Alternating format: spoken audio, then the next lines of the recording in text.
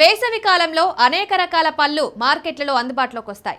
ఇవి ఈ సీజన్లో మన శరీరాన్ని తాజాగా ఉంచడంలో ప్రభావవంతంగా పనిచేస్తాయి.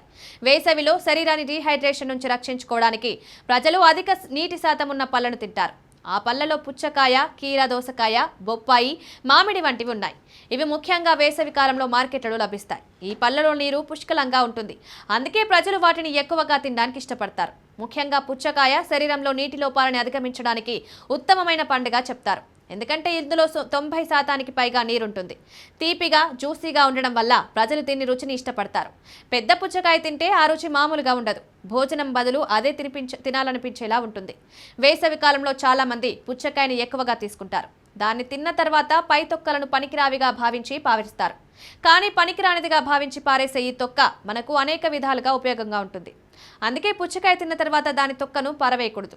ఈ తొక్కను మనం అనేక విధాలుగా ఉపయోగించవచ్చు. పుచ్చకాయ తొక్క నుండి మనం మొక్కల కోసం ఒక ప్రత్యేక రకమైన ద్రవ ఎరువును తయారు చేయవచ్చని అరుణ్ కుమార్ సింగ్ వివరించారు.